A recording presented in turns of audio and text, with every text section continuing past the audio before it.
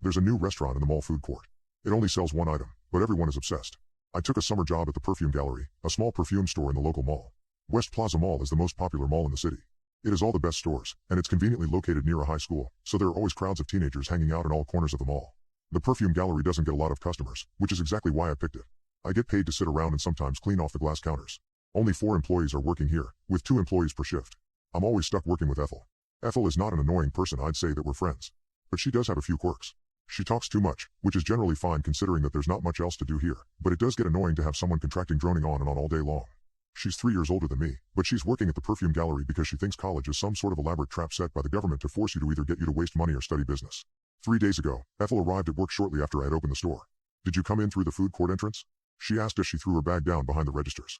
No, I came in through the north entrance, I replied, counting the bills in the register. There's a new restaurant, where that burger place used to be. That's nice, I said, closing the register. She stood behind me, tying her thick black hair up into a ponytail. There's a giant line, it's crazy. I've never seen that many people in the food court at once. What do they sell? I asked, leaning up against the counter. I don't know, something called the award-winning premium drink. They sell one drink? That's it? Ethel nodded her head. That doesn't sound like a solid business plan, I said. Ethel shrugged. Well, it's working for them. The line goes all the way to Macy's. Weird, I commented. I worked the rest of my shift normally, with only about 10 customers coming in before my lunch break. I let Ethel know that I was going for lunch and made my way to the food court as I tried to decide what I was going to eat. As I turned the corner and passed the Macy's, I realized that Ethel wasn't lying. The line was still incredibly long, blocking the entrance to the store. I pushed through some of the people and headed for the salad shop, glancing back at the new addition to the food court. The new place was called Evil Eddie's, according to the glowing neon sign above the counter. There were 3 employees in black uniforms taking orders and handing every customer a black cup with a rainbow straw. Almost everyone in the food court had one. I ordered my salad and sat in the corner of the food court, watching as everyone grabbed their drink and found a seat or stood around in groups, sipping out of their cups. This does taste like an award-winning premium drink. A man at a nearby table exclaimed after taking a long sip from his drink. The people around them began laughing as if he had said the funniest thing in the world. Are you going to try the award-winning premium drink? One of the women asked, looking over at me. Maybe later, I lied. The line is too long and I need to get back to work. Bummer, she replied, sticking out her bottom lip. Evil Eddie's has the best drink I've ever tried. Alrighty, I replied. I got up from the table, feeling uncomfortable, and ate the rest of my salad on the walk back to the store. A couple of minutes later, Ethel left for her lunch break, talking about how excited she was to try Evil Eddie's new drink. She came back 30 minutes later, complaining about how she had wasted 20 minutes in line and didn't even come close to ordering. She spent the rest of the shift complaining about how many people were in line and how long they had been there. It's just because they're new, I said. Give it a week and it'll be empty again. The next day, it was the same story. The line to Evil Eddie's was impossibly long, once again blocking the entrance to Macy's. I rolled my eyes at the crowd of people as I walked to the store. Once again, Ethel came in, complaining about how she had arrived 20 minutes early and still hadn't made it to the front of the line.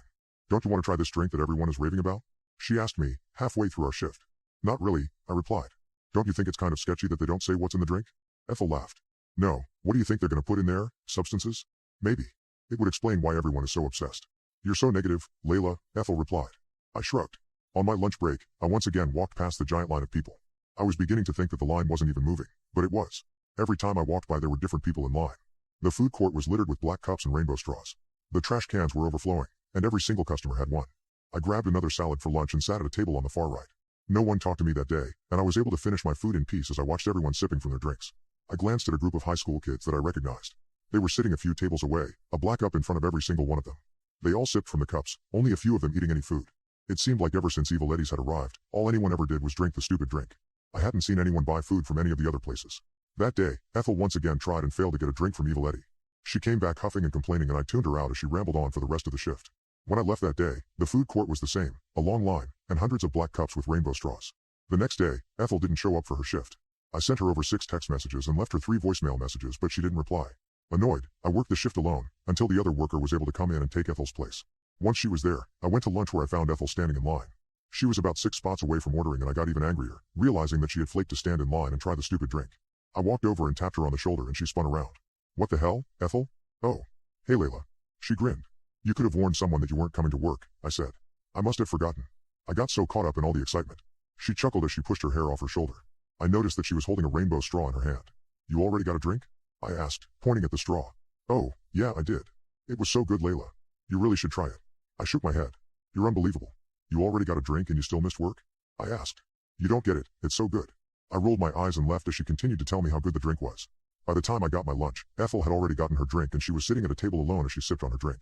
I finished my lunch and went back to the store to finish my shift. I was annoyed at Ethel for not answering my messages and for missing work for a stupid drink. When my shift was over, I walked past the food court and saw that Ethel was still sitting at a table. There were 3 empty black cups in front of her, and she had another in her hand as she scrolled through her phone. As I approached her, I noticed she was eating something, although I saw no food or wrappers in front of her. "You're still here?" I asked, leaning against an empty chair. She nodded, taking a sip from her black cup and then continuing to chew whatever she was eating. "How long have you been here?" I asked as I looked at all the empty cups around her. She shrugged, continuing to chew. "Are you just going to give me the silent treatment now?" She said nothing and continued to shrug. I rolled my eyes and then watched as she took another sip. This time, I noticed that when she pulled the straw out of her mouth, there was a thick drop of red that slid down the straw. "What are you eating?" I asked. She said nothing and continued to chew, faster and faster until I realized she was bleeding. She parted her lips slightly after she swallowed and blood poured out of the corners of her mouth. "Ethel, what are you eating?" I repeated, leaning over and grabbing her chin. She stared at me and chewed faster, gulping sporadically as she tried to pull away from my grasp. After a while, I got her to open her mouth, and blood dribbled out and down her chin. She swallowed once more and then opened her mouth wide. I jumped back when I saw that her mouth was covered in blood, staining her teeth and running down her lips. She had chewed her tongue off almost completely somehow, and I felt nausea creeping up my throat when I realized that's what she had been swallowing. I gagged as I pulled my phone out to call 911, looking around and noticing that almost everyone with a black cup was chewing and swallowing, just as Ethel had been. As I stared at her, she slowly closed her mouth and let out a series of garbled noises that I could just barely make out. I stared as she continued to let out the same noises while I tried to tell the operator what was happening. After a few seconds, I knew exactly what she was trying to say. "It's so good.